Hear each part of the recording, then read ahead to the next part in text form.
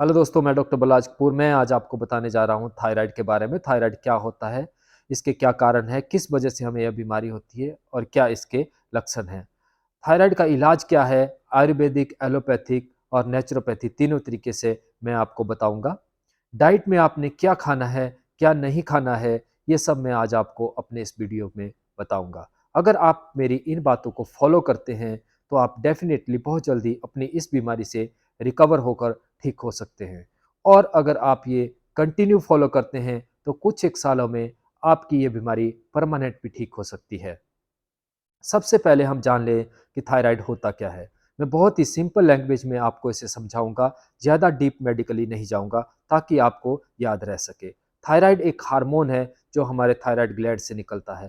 Thyroid gland हमारे गले के पास यहाँ होता है, ये बटरफ्लाई शेप में होता है। और यहाँ से जो हार्मोन निकलता है उसको हम T3 T4 हार्मोन कहते हैं। T3 T4 हार्मोन को बैलेंस करने के लिए हमारे ब्रेन के पास पिट्यूटरी और हाइपोथैलेमस दो ग्लैंड होते हैं, वहाँ से एक हार्मोन निकलता है, उसको TSH हार्मोन कहते हैं। ये जो थायराइड हार्मोन होते हैं, इनका हमारे शरीर के ऊपर क्या इम्पैक्ट होता है, सबसे पहले हमें ये जानना भी बहुत ज़रूरी है। जो थायराइड हार्मोन होते हैं, वो हमारे शरीर का जो मेटाबॉलिज्म है, उसको सही रखते हैं। जो हमारे दिल की धड़कन होती है, उसको कंट्रोल में रखते हैं। जो हम खाना खाते हैं, उसको डाइजेस्ट करके हमारा जो बॉडी मास है, उसको बिल्डअप करने में हेल्प करते हैं। जो हमारे शरीर का वजन होता है उसको कांस्टेंट और कंट्रोल में रखते हैं। फीमेल में जो मंथली साइकिल पीरियड आते हैं उनको रेगुलर रखते हैं। अब अगर किसी कारणवश से ये जो थायराइड हार्मोन है इनमें कोई गड़बड़ हो जाए, कोई चेंज हो जाए, तो हमें थायराइड की बीमारी हो जाती है। थायराइड की जो बीमारी है वो दो तरह की होती है। एक को हम हाइपोथायराइडिज्म कहते हैं और एक को हम हाइपरथायराइडिज्म कहते हैं। हाइपोथायराइडिज्म वो होता है जिसमें T3 T4 हार्मोन की वैल्यू कम हो जाती है और जो TSH हार्मोन है वो हमारे शरीर में बढ़ जाता है। या जो T3 T4 हार्मोन है वो वैसे ही रहते हैं, बट जो TSH हार्मोन है वो हमारे शरीर में बढ़ जाता है। हाइपरथायराइडिज्म में क्या होता है कि जो T3 T4 हार्मोन है हमारे शरीर में वो बढ़ जाते हैं और जो TSH हार्मोन है वो कम हो जाता है। आइए अब जान लेते हैं इसके कारण कि ये होता क्यों है। तो इसका सबसे बड़ा कारण है स्ट्रेस। दूसरा इसका कारण है हमारा खान-पान। अगर हम बहुत ज़्यादा डायरी प्रोडक्ट, जंक फूड, मैदा, मैदे की बनी हुई चीज़ें खाते हैं। तीसरा है मोटापा। चौथा है आयोडीन की कमी। पाँचवाँ है वायरल इन्फेक्शन। अगर हमें कोई क्रिटिकल वायरल इन्फेक्शन हो जाए तब भी हमें इस बीमारी के होने के चांस बढ़ जाते हैं। आइए अब जान लेते हैं इसके लक्षण क्या है, हमारे शरीर में साइन एंड सिम्टम क्या है इसके। तो सबसे पहले हम बात करेंगे हाइपोथायराइडिज्म की। हाइपोथायराइडिज्म का जो पहला लक्षण है वो है थकावट। थोड़ा सा भी वर्कआउट करने पर हमारा शरीर बहुत ज़्यादा थक जाता है। हेयर फॉल इसका दूसरा कारण है। हमारे बहुत ज़्यादा मात्रा में बाल झड़ना, गुच्छे के गुच्छे बाल निकलना इसका दूसरा लक्षण है। तीसरा है इसका हमारे शरीर का वजन बढ़ जाना। चौथा है इसका हमारी हार्ट बीट का कंट्रोल में नहीं रहना, कभी एकदम से बढ़ जाना, कभी कम हो जाना। पांचवा लक्षण है कोलेस्ट्रॉल लेवल का बढ़ जाना। और छठा लक्षण जो फीमेल में रहता है उनके साइकिल डिस्टर्ब हो जाना। कभी उनकी जो मंथली साइकिल है वो महीने में 2 बार आ जाए और कभी 2 महीने में 1 बार आना। और जब भी साइकिल आए तो 10 दिन 12 दिन कंटिन्यू रहे। ये भी हाइपोथायराइडिज्म की वजह से होता है। अब जान लेते हैं कि हाइपरथायराइडिज्म के लक्षण क्या हैं। तो इसका सबसे पहला लक्षण है कि हमारे शरीर का जो वजन है वो कम हो जाता है। दूसरा है कि आयोडीन की कमी से हमारा जो ये थायराइड ग्लैंड होता है यहाँ पे मास बढ़ जाता है, जिसे हम गिल्लड़ कहते हैं। आइए अब जान लेते हैं इसके इलाज के बारे में। इलाज सबसे पहले हम जानेंगे हाइपोथायराइडिज्म का। हाइपोथायराइडिज्म का इलाज क्या होता है इसके बारे में सबसे पहले जान लेते हैं। तो इसके लिए सबसे पहले आपको एक टेस्ट करवाना पड़ेगा जिसका नाम है TFT, thyroid function test. Thyroid function test आपका किसी भी लैब में हो जाएगा। वहाँ आपका एक ब्लड का सैंपल लिया जाएगा, उससे आपके ये जो थायराइड हार्मोन होते हैं इनको चेक किया जाएगा। T3 T4 TSH तीनों की वैल्यू आएगी। अगर तो TSH की वैल्यू जो नॉर्मल वैल्यू होती है वो 0.5 से लेके 4.5 माइक्रो इंटरनेशनल यूनिट पर लीटर रहती है, उससे अगर ज़्यादा हो जाए तो आपको हाइपोथायराइडिज्म की बीमारी हो गई है। हाइपोथायराइडिज्म की बीमारी होने से जो इलाज है वो आपकी TSH की वैल्यू के ऊपर डिपेंड करता है।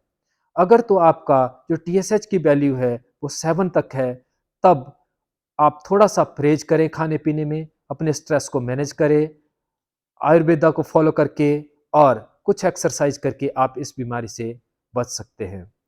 अगर तो इसकी वैल्यू TSH की मोर देन 10 है, तब आपको साथ में एलोपैथिक की दवाई भी शुरू करना पड़ेगी। एलोपैथिक में जो मेडिसिन आती है उसका नाम है थायरॉक्सिन। जो थायरॉक्सिन की टैबलेट है वो अलग-अलग स्ट्रेंथ में आती है।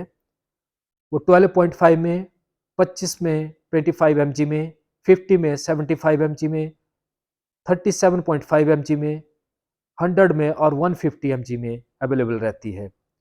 आपकी जो रिपोर्ट होती है, TSH की जो वैल्यू होती है, उस हिसाब से आपका डॉक्टर डिसाइड करता है कि आपको कितने एमजी की दवाई शुरू करनी है। अगर आप ये जानकारी मेरे से लेना चाहते हैं, तो आप मेरे इस वीडियो के कमेंट बॉक्स में अपनी TSH की वैल्यू भेजें, मैं आपको बता दूंगा कि आपको कितने एमजी की दवाई शुरू करनी है। इसके अलावा ये जो टेस्ट है, वो 3 महीने के बाद रिपीट करना होता है। रिपीट करने के बाद डॉक्टर डिसाइड करता है कि आपकी जो दवाई है उसकी जो स्ट्रेंथ है वो कम करनी है कि ज़्यादा करनी है।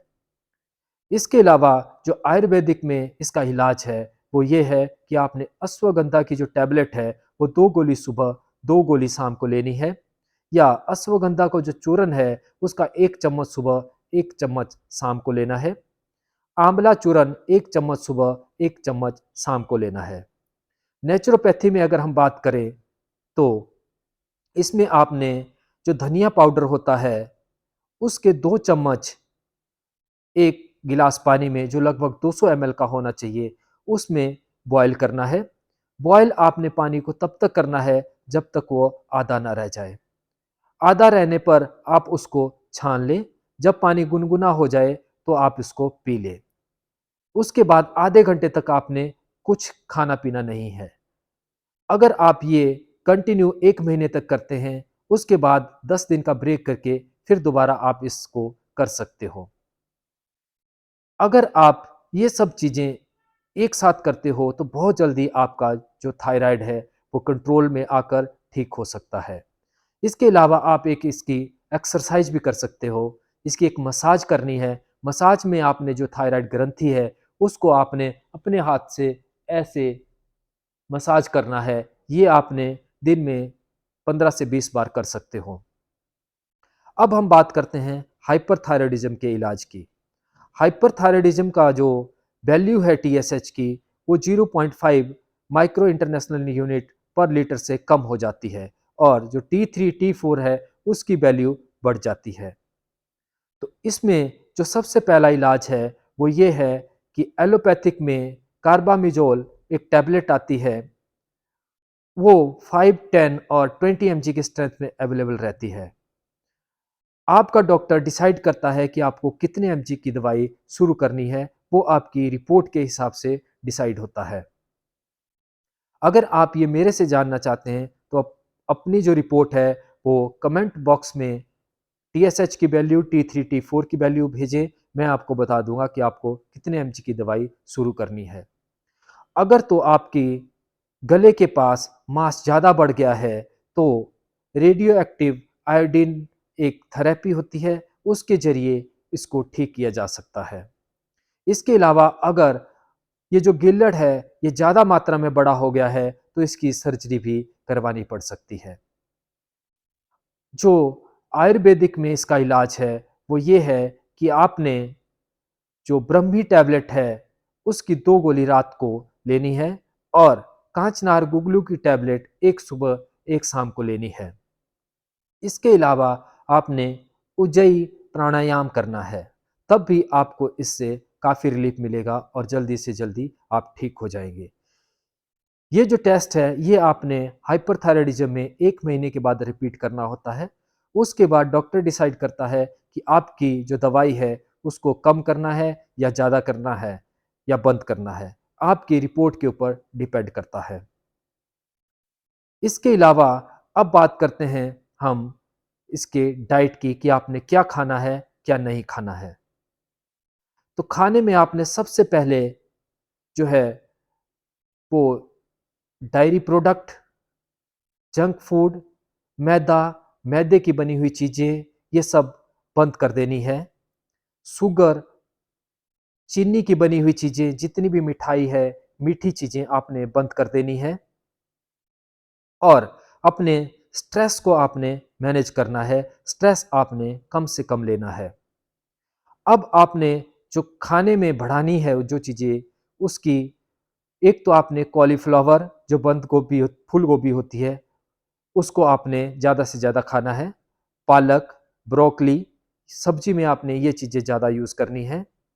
फ्रूट में आपने जिसे पीच आड़ू और इसके अलावा बनाना, खजूर और वॉलनट, अखरोट, ये आपने ज़्यादा से ज़्यादा अपने खाने में, डाइट में यूज़ करना है। अगर आप इन चीज़ों को फ़ॉलो करते हैं, तो डेफ़िनेटली आप अपनी इस बीमारी से बहुत जल्दी रिकवर हो जाएँगे। आई होप आपको मेरी ये इन्फॉर्मेशन अच्छी लगी होगी। अगर आपको मेरी ये इन्फॉर्मेशन अच्छी लगी है, तो आप अपने दोस्तों को, मित्रों को, रिश्तेदारों को, सबको शेयर करें और मेरा ये channel health education by doctor Balraj Kapoor subscribe करें। धन्यवाद।